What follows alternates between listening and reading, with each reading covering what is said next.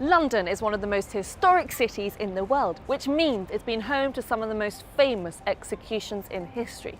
Today, I'm going to show you some of London's most famous execution sites, many of which are hidden in plain sight.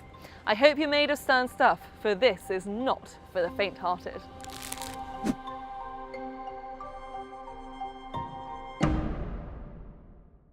Just next to St Bartholomew's Hospital is one of London's most famous and oldest execution sites, Smithfield. This area is said to be haunted by the tortured souls who met their end here.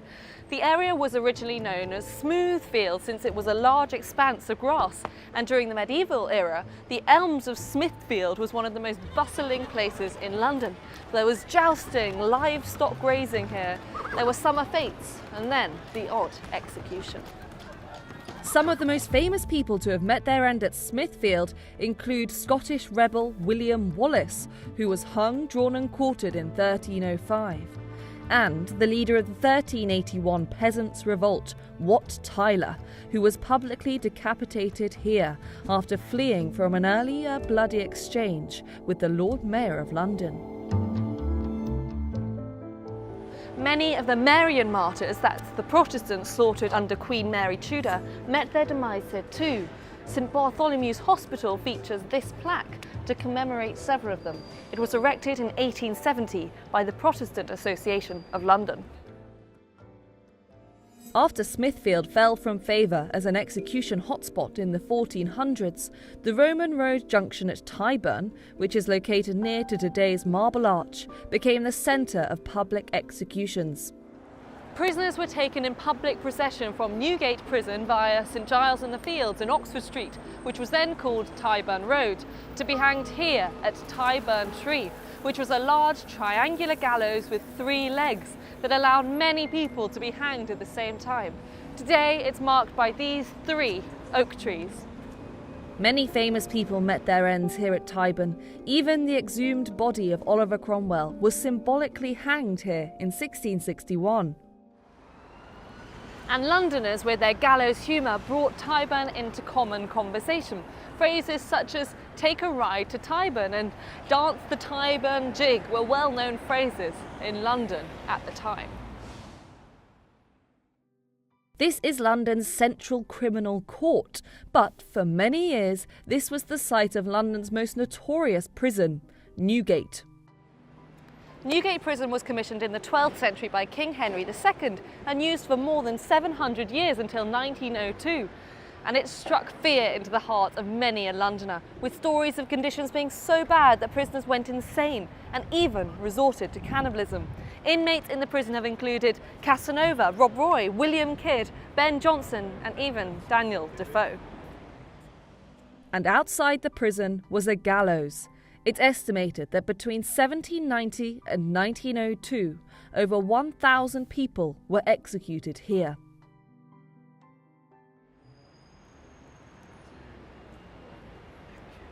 Of course, public executions were some of the most popular form of public entertainment, and on execution days, Newgate became jam-packed with thousands of spectators. A grand stage was erected to give the crowds a best view possible, and if you had the money, the Magpie and Stump Public House would happily rent out an upstairs room and provide a good hanging breakfast. London was once home to the world's largest port, and with that came a seedy underbelly of smuggling and piracy. During the 15th century, the Admiralty decided it was time to crack down. Pirates found guilty and sentenced to death would be paraded from Marshalsea Prison in Southwark. They went across London Bridge, past the Tower of London, and finally arrived at Wapping. The streets would be lined with spectators, and the Thames was full of boats eager to catch a glimpse of the condemned. On the way to their execution, prisoners were permitted one final quart of ale from this pub, the Turk's Head. Then they were brought down these steps and taken somewhere along the riverfront, a place known as Execution Dock. They would then be hanged with a short rope. This prolonged the pain of the execution since it didn't break the neck straight away. Afterwards, the dead would be left until 3 tides had washed over them. Some were the most feared and famed pirates of the age, including Captain Kidd, who was executed here in 1701.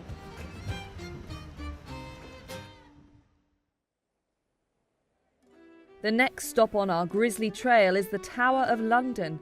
Very few people were actually executed within the grounds of the Tower of London, although this was the case with Anne Boleyn and Lady Jane Grey.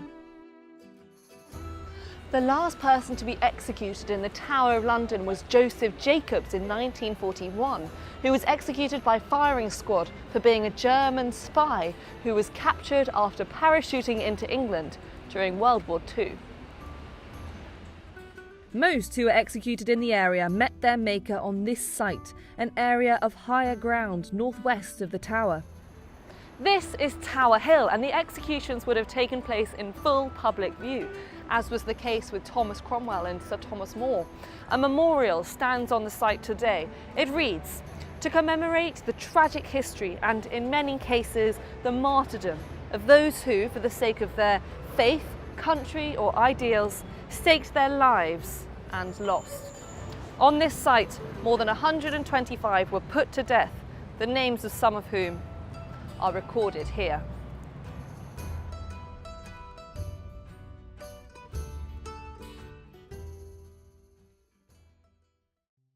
Next up is Lincoln's Inn Fields, one of London's largest public squares. This bandstand was once upon a time the site of many gruesome executions. Anthony Babington, the leader of the 1586 Babington plot to assassinate Queen Elizabeth I and replace her with Mary, Queen of Scots, was hung, drawn and quartered here after being convicted of high treason. Today, the area is a popular lunch destination for city workers, and all that serves as a marker of the field's grisly past is the bandstand, which stands on the site of the former scaffold.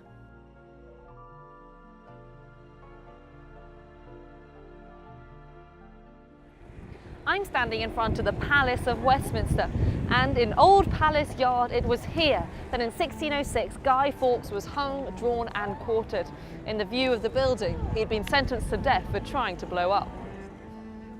And just 12 years later, Sir Walter Raleigh was also executed here, with his final words being "Strike, man, strike," heard by many within the crowd.